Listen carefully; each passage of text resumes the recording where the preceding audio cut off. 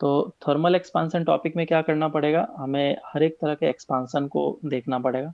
JEE के हिसाब से देखा जाए तो इस पे भी क्वेश्चन कम पूछे जाते हैं। बस तुम्हें कुछ कुछ फॉर्मूलेज याद रखने हैं जो कि जनरली हमेशा याद रहते हैं, और कुछ अच्छे क्वेश्चंस होंगे जो कि लास्ट में जाकर के मैं बताऊंगा। तो स्टार्ट करते हैं। Thermal expansion.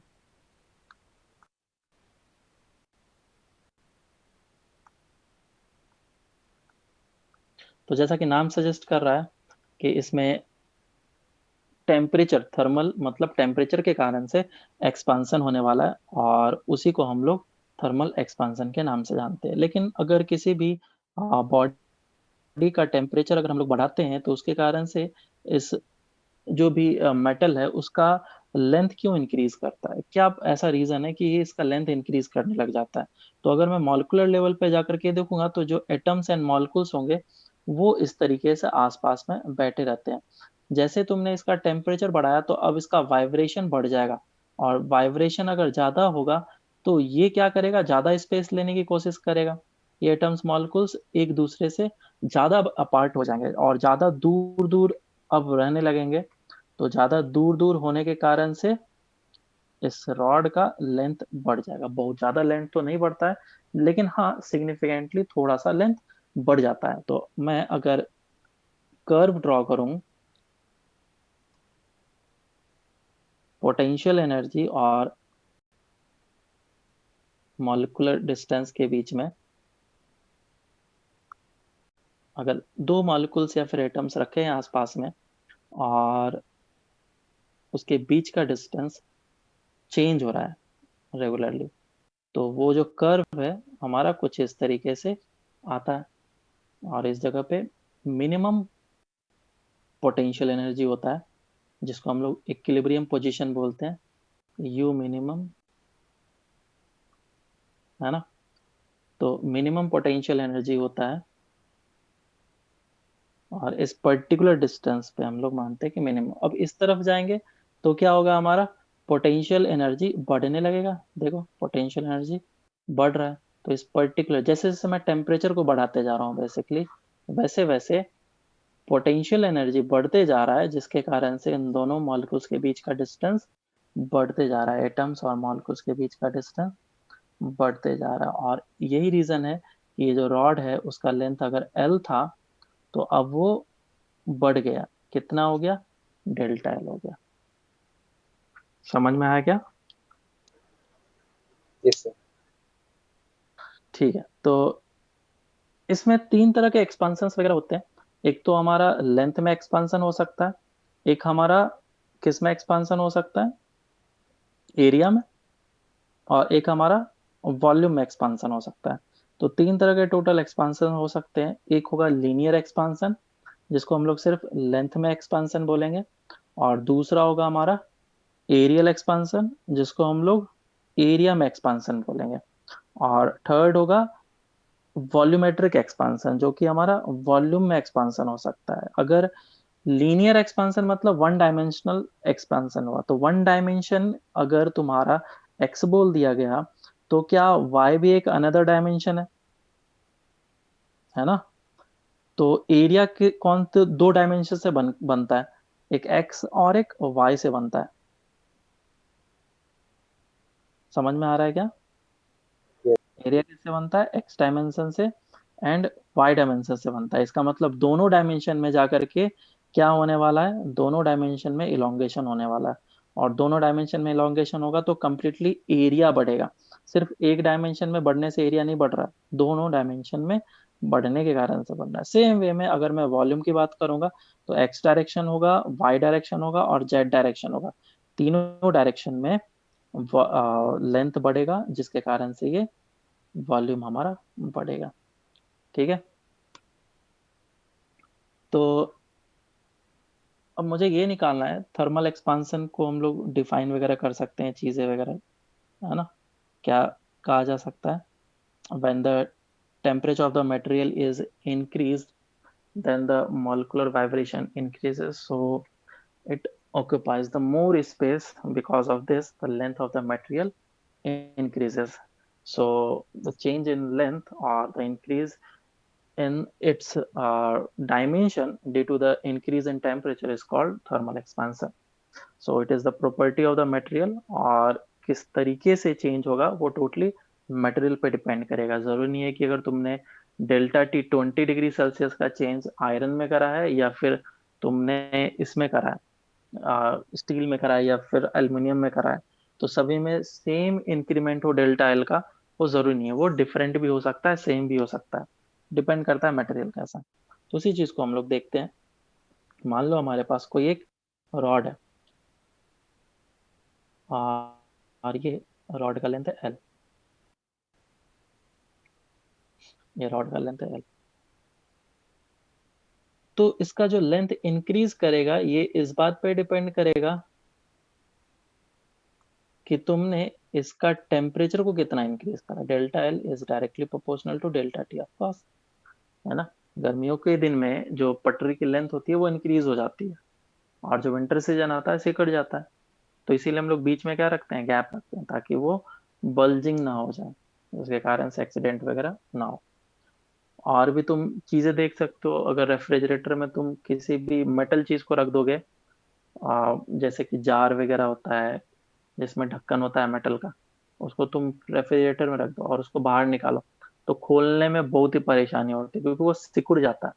और उसका सिकुड़ने के कारण से वो टाइटन ज्यादा हो जाता है, फ्रिक्शन, बाकी दूसरी चीज आ गई. तो कहने का मतलब ये है कि उसके एक्सपांसन में चेंजेस है, उसके डायमेंशन में चेंजेस आ रहे हैं. एक्सपांसन नहीं हुआ, उसका उल्टा प्रोसेस हो गया. तो delta L is directly proportional to temperature difference and delta is also directly proportional to length. Length ज्यादा होगा तो एक्सपांसन ज्यादा होगी, ऑब्वियस सी चीज है. तो इन दोनों को अगर कंबाइन कर लेता हूँ तो delta L is directly proportional to L into delta T.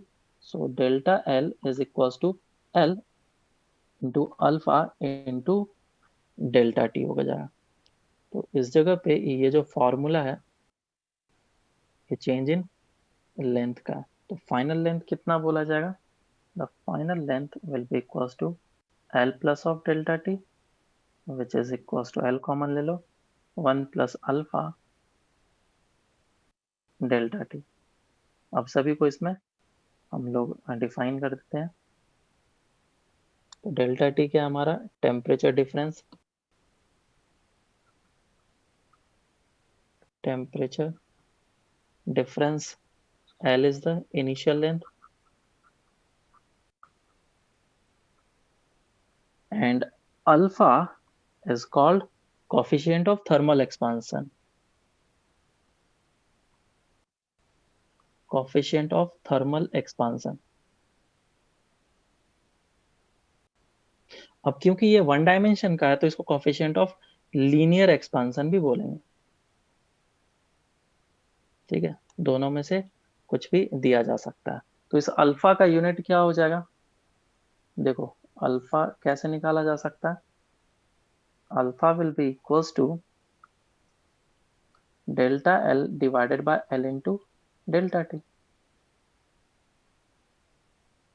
तो लेंथ लेंथ क्या डिग्री सेल्सियस से बन जाएगा, यूनिट क्या हो जाएगा, degree Celsius per degree Celsius या फिर पर केल्विन. ये दोनों में से एक हम लोग यूज कर सकते हैं यूनिट.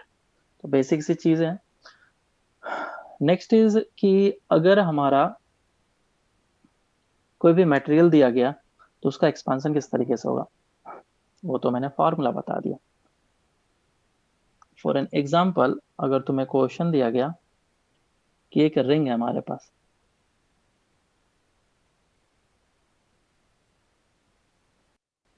चलो सबसे पहले ये क्वेश्चन कर लेते हैं कि ये हमारे पास डिस्क है. ठीक है, दिस इज डिस्क, और इस डिस्क का रेडियस आर है. मैंने इसके टेम्परेचर को इंक्रीज करा, तो टेम्परेचर इंक्रीज करने पे इसका रेडियस बढ़ेगा या घटेगा, बोलो. अरे ऑफकोर्स बढ़ेगा ना, कोई कुछ बोलते क्यों नहीं हो, बोला करो. ये सिंपल सा क्वेश्चन था. लेकिन अगर क्वेश्चन को मैं कुछ इस तरीके से दे देता कि एक हमारे पास एनुलर डिस्क है. एनुलर डिस्क का मतलब क्या होता है, बीच में से एक छोटा सा डिस्क मैंने कट करके निकाल दिया. तो इतना सही पार्ट है। अंदर वाले का रेडियस है R1 और बाहर वाले का रेडियस है R2, और इसके टेम्परेचर को मैं बढ़ा रहा हूँ। तो तुम्हें पहले बताना है कि R1 क्या होगा और R2 क्या होगा। बताओ, R1 बढ़ेगा या घटेगा? घटेगा। घटेगा। घटेगा। और कोई? बढ़ेगा या घटेगा? इसका आंसर है बढ़ेगा। बढ़ेगा, और R2 बढ़ेगा। ठीक है। कैसे बढ़ेगा? तो ये तो गड़बड़ लग रहा है, हमें तो लगता है घटेगा, है ना। ऑफकोर्स हमें हमेशा ऐसा ही लगता है। तो मैं इसका एक एक्सप्लेनेशन दे रहा हूँ, और उस तरीके से समझ जाना। ये जो बड़ा सा डिस्क था, उस बड़े से डिस्क में से एक छोटा सा डिस्क कट करके निकाला था, है ना। उस डिस्क को तुम यहाँ पे रख दो, और सेम टेम्परेचर से इंक्रीमेंट करो। क्या इसका भी रेडियस R1 है? अगर इसका टेम्परेचर इंक्रीज होगा तो क्या रेडियस इंक्रीज नहीं होगा क्या? वही प्लेट को तुम अगर इसके अंदर रख करके भी टेम्परेचर इंक्रीज करते, तो भी इसका R1 जो रेडियस होता वो इंक्रीज हुआ होता। बात क्लियर है? सबको समझ में आई? हाँ। यस। Next question. अब ऐसा है कि एक रिंग था, और ये कुछ इस टाइप का रिंग है। बहुत ही थिन था, ज्यादा थिकनेस नहीं दे रखा है। बैंगल्स होते हैं ना, चूड़ियां, वही है, और बीच में थोड़ा सा गैप है। और इन दोनों के बीच का जो गैप है वो दे रखा है T, और इसका रेडियस दे रखा है R। तो सबसे पहले कमेंट करना है कि इसका T बढ़ेगा या घटेगा, और दूसरा, इसका रेडियस बढ़ेगा या घटेगा। T के बारे में कमेंट करो। T बढ़ेगा या घटेगा? घटेगा। घटेगा। और कोई?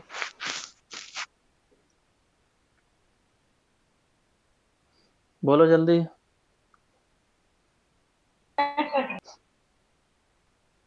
किसी को कुछ नहीं लग रहा है क्या, बढ़ेगा या घटेगा? बढ़ेगा। बढ़ेगा ना। ये जो T होगा वो बढ़ेगा, और R तो ऑफकोर्स बढ़ेगा ही बढ़ेगा। ठीक है। तुम बोलोगे फिर से सर बताओ कि ये कैसे हो गया, हमें तो समझ में नहीं आया। मैंने क्या करा, वापस से उसी जगह पे जो पार्ट मैंने कट करके निकाला था उसको वहां पे रख दिया। अब टेम्परेचर को मैंने बढ़ाया, तो देखा कि सही में ये जो पार्ट है, इसका लेंथ तो इंक्रीज हो जाएगा। अब समझ में आया क्या सबको? तो इन शॉर्ट सर। हम लोग हमेशा ये बोलेंगे, कोई भी चीज है वो हमेशा बढ़ेगा ही बढ़ेगा। तुमने उसका टेम्परेचर को बढ़ाया, तो वो चीज बढ़ेगा ही बढ़ेगा, क्वांटिटी हमेशा इंक्रीज होगा। तो इसको हम लोग फोटोग्राफिक इनलार्जमेंट बोलते हैं। मतलब अगर ये फोटोग्राफ है, और इसमें पॉइंट ए इस जगह पे दे रखा है ऐसे करके, पॉइंट बी इस जगह पे दे रखा है कुछ इस तरीके से, तो जब इसके टेम्परेचर को मैं बढ़ाऊंगा तो उसका फोटोग्राफिक इनलार्जमेंट होगा। मतलब हर एक चीज बढ़ेगा, हर एक चीज बढ़ेगा, मतलब काइंड ऑफ जूम कर दिया तुमने इसको। जूम करने पे कैसे हर एक चीज बढ़ जाता है, तो उसी तरीके से हर एक चीज इंक्रीज होगा। तो ये बड़ा सा दिखेगा और ये बड़ा सा दिखेगा, ये पॉइंट जैसे भी, इसको फोटोग्राफिक इनलार्जमेंट बोला जाएगा।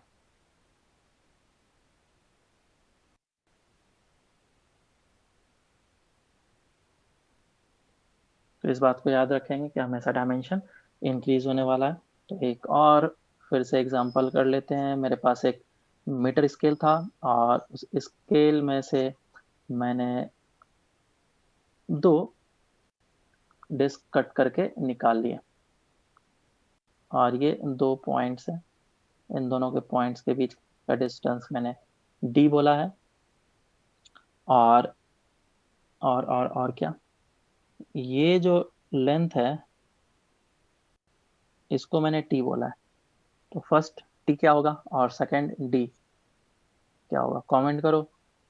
बढ़ेगा या घटेगा?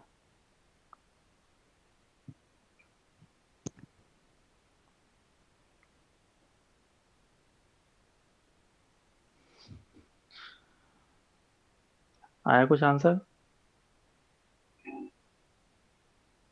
T क्या होगा? बढ़ेगा सर। बढ़ेगा, है ना। ऑफ कोर्स तुम्हें दिख रहा होगा कि ये जो चीज है बढ़ेगा, और D क्या होगा, ये भी बढ़ेगा। बढ़ेगा। तो हमें ऐसा याद रखना है कि ये चीजें बढ़ती। चलो अब इस पे क्वेश्चन करते हैं हम लोग। सर हेलो बोलो। सर, वो अगर ये भी एक्सपांड हो रहा है साथ साथ में, वो जो पूरा बॉडी भी एक्सपांड हो रहा होगा ना, तो उसके हिसाब से तो थिकनेस वही मेंटेन रहेगा ना। थिकनेस मेंटेन नहीं होगा, फोटोग्राफिक इनलार्जमेंट। तुम अगर किसी भी चीज को जूम करते हो तो क्या ये छोटा ही रह जाएगा क्या? ये भी लेंथ नहीं बढ़ नहीं। जाएगा ना, है ना? यस। जूम करना है तुम्हें। चलो क्वेश्चन करना है। एक क्वेश्चन ऐसा है कि एक हमारे पास रिंग है और इस रिंग का रेडियस अभी था r। मैंने इसके टेम्परेचर को इंक्रीज करा। If the temperature is increased by delta T, then find the final radius of the wire, of the जो भी है लूप या फिर रिंग जो भी है। Of course coefficient of thermal expansion linear. चलो सॉल्व करते हैं। देखो ये हमारे पास रिंग जो है, अगर उसमें को खोल दूं तो लेंथ कितना बन जाएगा? 2 पाई r, है ना?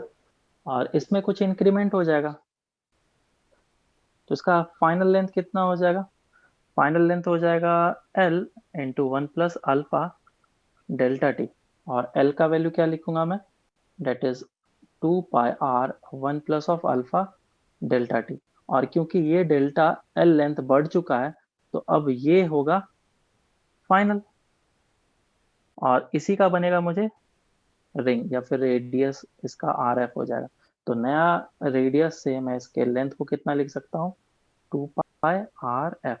2 पाई कैंसिल आउट, तो आर एफ कितना हो जाएगा? r into 1 plus alpha delta T. Exactly same pattern follow कर रहा है और उसी फैशन में ये इसका रेडियस भी इंक्रीज करेगा। वन डायमेंशन में ऐसा ही होता है।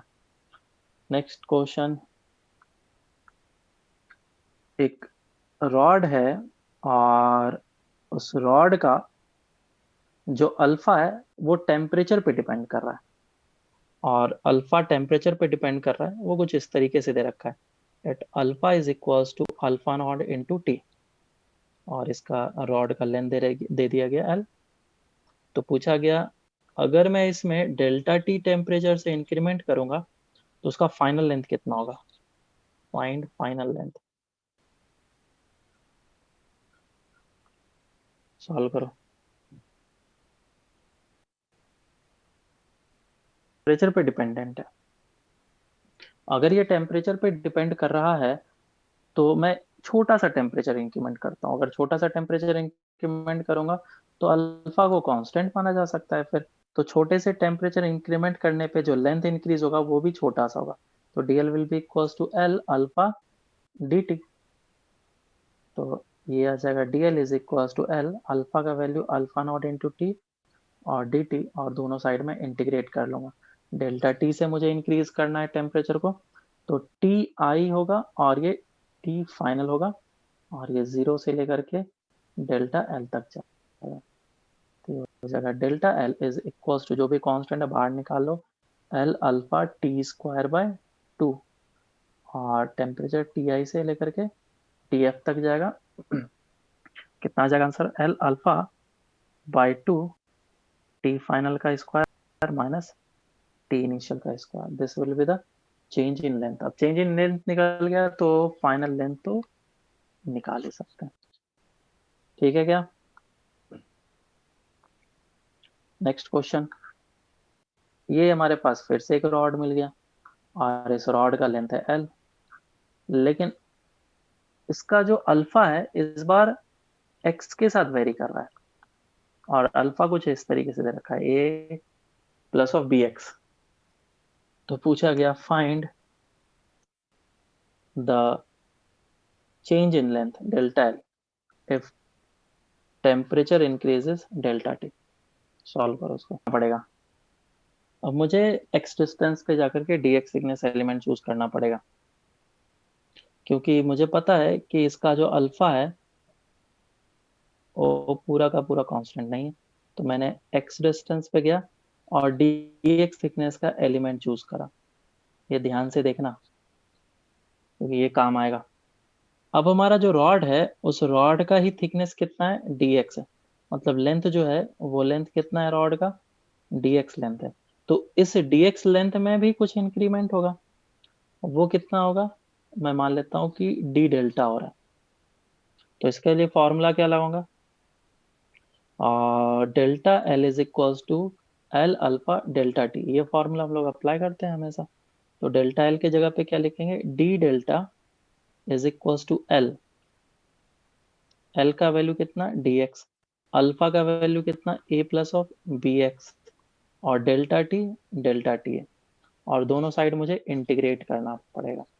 इसको इंटीग्रेट करेंगे तो ये मुझे चेंज इन लेंथ दे देगा, और जो जो कांस्टेंट है बाहर निकालो, डेल्टा टी तो कांस्टेंट है, integration a plus B X D X, और x का इंटीग्रेशन 0 से लेकर के l तक जाएगा क्योंकि रॉड का लेंथ l है। अब क्या है, इसको इंटीग्रेट कर लो, सिंपल सा चीज। So delta L is equal to delta t into a x मतलब a l plus B x square by two, b x square by two, ये आ जाएगा आंसर।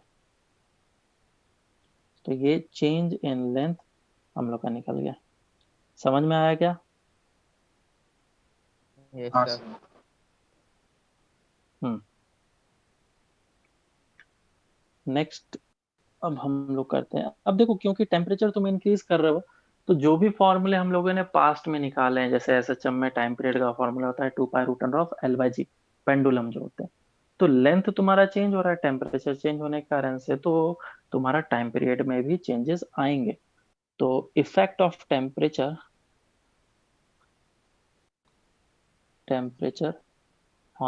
ऑन पेंडुलम,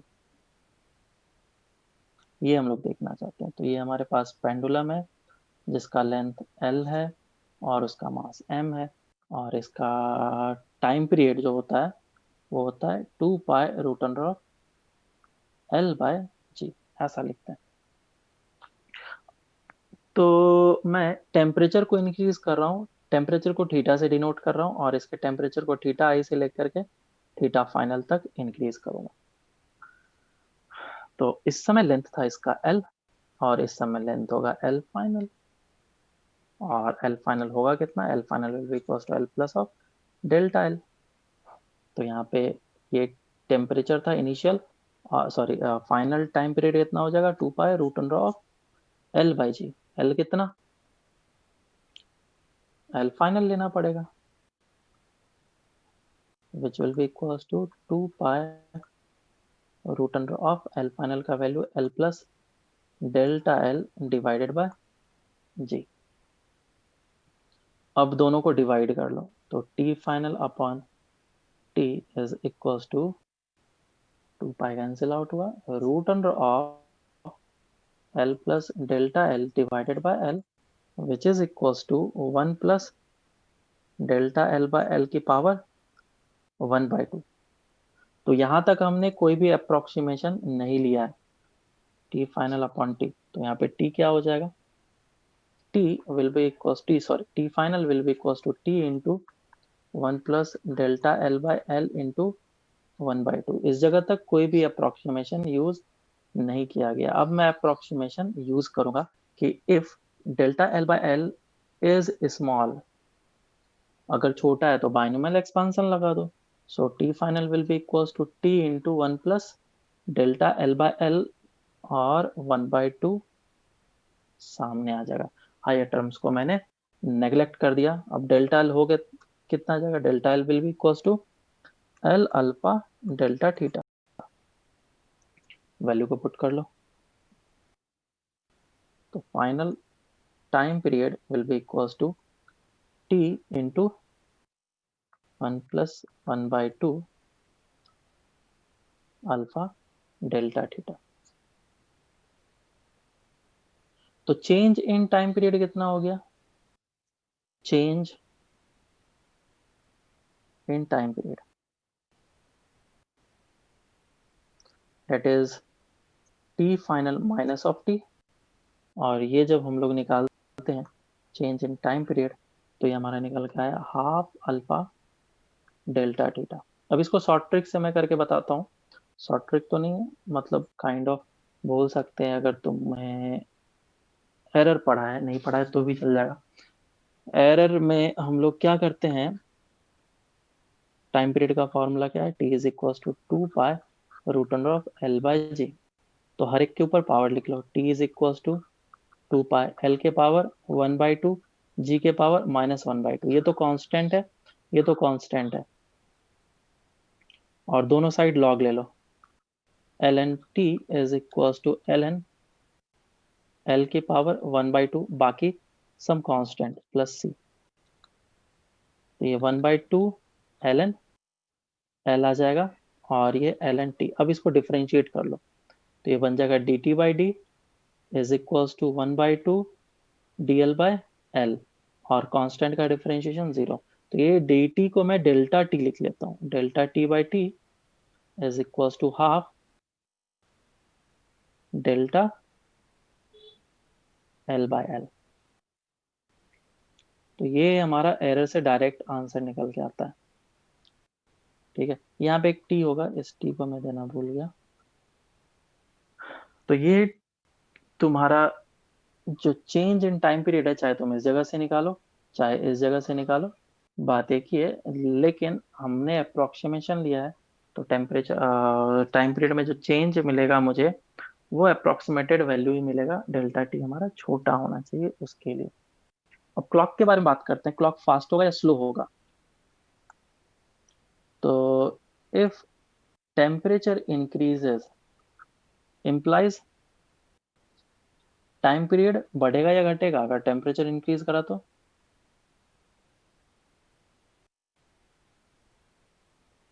अगर टेम्परेचर इंक्रीज करा तो लेंथ इंक्रीज हुआ, तो time period क्या हो जाएगा, बढ़ जाएगा। बढ़ेगा। तो क्लॉक फास्ट हो जाएगा या स्लो हो जाएगा, स्लो हो जाएगा। क्लॉक स्लो हो जाएगा। स्लो हो जाएगा। Clock will become slow.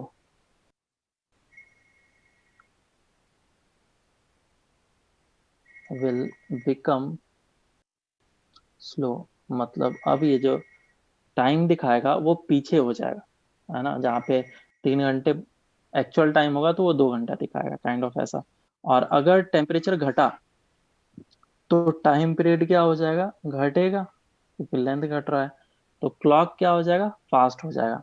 Time period घटा मतलब clock will become fast.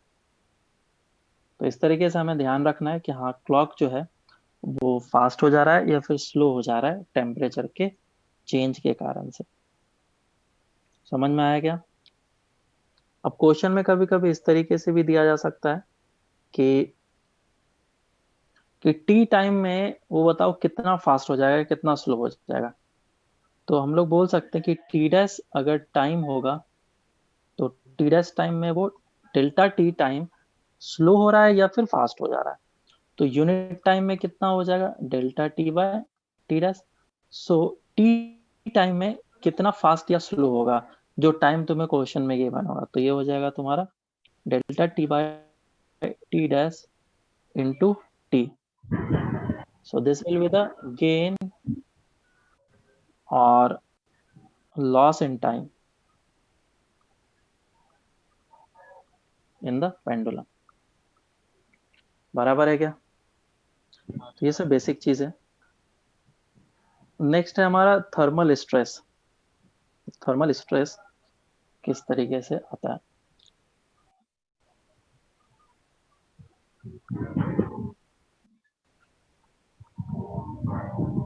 Thermal stress की बात करें तो नाम से पता चल रहा है कि थर्मल मतलब टेम्परेचर के कारण से जो स्ट्रेस प्रोड्यूस हो रहा है उसको हम लोग थर्मल स्ट्रेस बोलेंगे। तो मान लो हमारे पास कोई रॉड है, ये एक रॉड है हमारे पास, और इसको मैंने क्या कर दिया है, इस तरीके से दोनों साइड से हिंज कर दिया, बॉल रख दिया। और बॉल होने के कारण से ये एक्सपांड नहीं कर पाएगा अगर मैं इसका टेम्परेचर को बढ़ाऊंगा तो भी। ठीक है, तो इसका टेम्परेचर था मान लो थीटा इनिशियल, और इसके टेम्परेचर को मैं इंक्रीज करा थीटा फाइनल तक लेके गया। तो ये टेम्परेचर इंक्रीज होने के कारण से ये लेंथ को बढ़ाने की कोशिश करना चाह रहा है, इतना सा लेंथ बढ़ाना चाहता था, लेकिन बढ़ नहीं पाएगा। क्यों? क्योंकि वॉल है उस जगह पे, और ये इसका लेंथ है एल नॉट मान लो। तो अब इनिशियल लेंथ और फाइनल लेंथ क्या लिखा जाएगा? क्योंकि हमें पता है डेल्टा एल कितना होगा, L not alpha delta T, delta theta, ऐसा होता है। तो स्ट्रेस कैसा दिखा जाएगा, स्ट्रेन, सॉरी पहले स्ट्रेन। स्ट्रेन के लिए क्या होता है, L final minus of L initial divided by L. तो डेल्टा एल के लिए इस जगह पे फाइनल लेंथ जो हमारा होगा that will be L nought, और इनिशियल लेंथ कितना हो जाएगा, इनिशियल लेंथ कितना, ये जो इंक्रीज हुआ था which is L not plus of delta L and divided by L not plus of delta L. तो ये इस जगह पे माइनस आ रहा है, इस माइनस का मतलब क्या है, ये जो स्ट्रेन है इसमें स्ट्रेन कैसा है, टेंशन में नहीं है, ये कंप्रेशन में। तो ये minus minus delta L divided by L not plus of delta L, ऐसा होगा। बहुत जगह पे सिर्फ और सिर्फ ये फॉर्मूला लिख दिया जाता है डेल्टा एल बाय एल, ये लिख दिया जाता है, लेकिन ये हमारा सही नहीं है, क्योंकि इसमें अप्रोक्सीमेशन लिया गया है। अप्रोक्सीमेशन लेने के बाद फिर ये हमारा रिजल्ट आता है। तो डेल्टा एल हम लोग छोटा एज्यूम कर रहे हैं, डेल्टा एल इज स्मॉल। तो स्ट्रेन अब कितना लिखा जाएगा, strain will be equal to delta L by L. ये हम लोग स्ट्रेन इसके लिए लिख लेंगे, और डेल्टा एल का वैल्यू पुट कर सकते हैं, एल का वैल्यू पुट कर सकते हैं। डेल्टा एल कितना हो जाएगा, L not alpha delta T and divided by L nought, और स्ट्रेन कैसा है, compression, L not cancel out हो जाएगा, तो ये अल्फा डेल्टा थीटा आ जाएगा। तो इधर से तुम्हारा स्ट्रेन निकल गया, strain is equal to alpha delta theta. अब तुम्हें निकालना है स्ट्रेस। तो स्ट्रेस क्या होता है,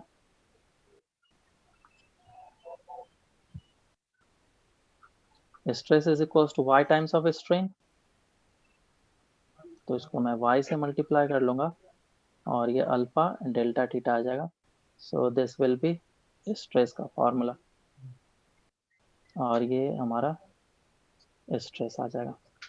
y यहाँ पे क्या है, Young's modulus alpha coefficient of linear expansion and delta T is the change in the temperature. तो ये कैसा स्ट्रेस है, कंप्रेसिव स्ट्रेस, कंप्रेसिव स्ट्रेस, ठीक है। अब अगर आगे आओ तो एक क्वेश्चन करो।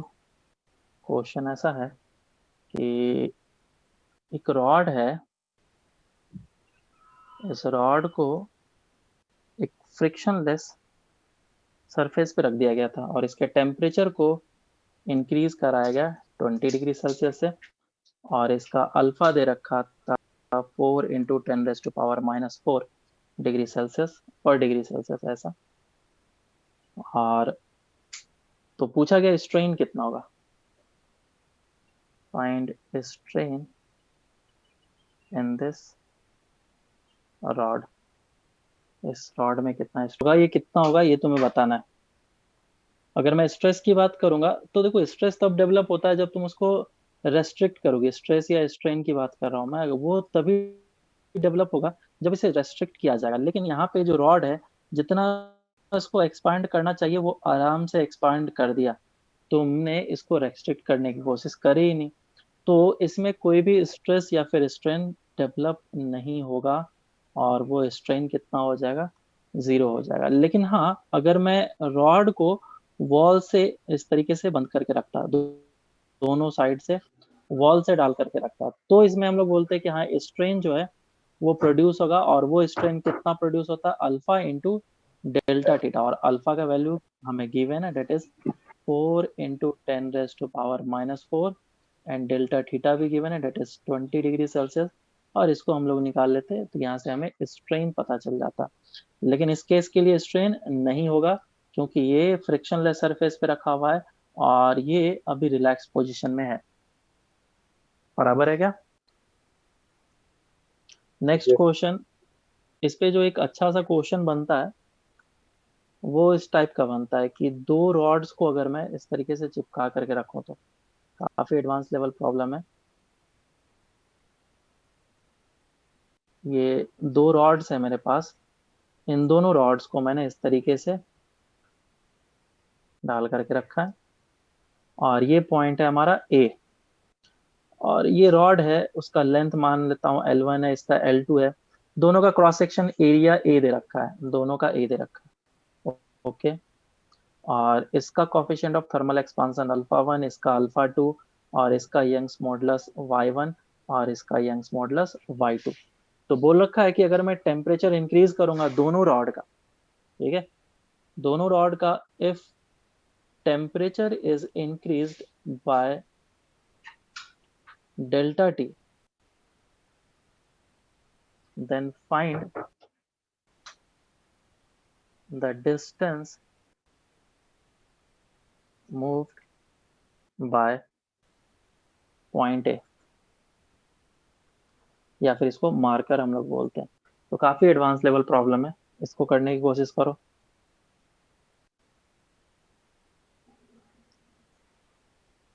चलो इसको सॉल्व करते हैं। देखो क्या करना पड़ेगा।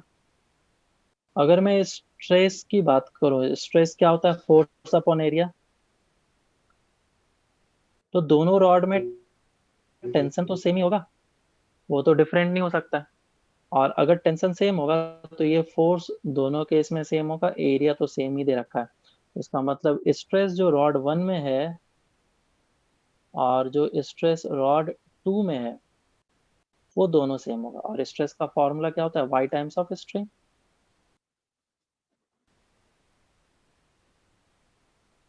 स्ट्रेन, तो मुझे स्ट्रेन देखना है, Y1 और Y2 पुट कर लो, और स्ट्रेन, स्ट्रेन क्या होता है बोलो, डेल्टा एल, है ना, मतलब इफेक्टिव लेंथ कितना चेंज हुआ। तो इफेक्टिव लेंथ देखने के लिए तुम ध्यान देना यहाँ पे, ये था ए, मार्कर ए, ये मार्कर ए था, ये चला गया इस जगह पे, है ना। अगर नहीं होता ये दूसरा रॉड तो ए कितना इंक्रीज हो गया होता, इतना इंक्रीज तक पॉइंट तक पहुंच गया होता।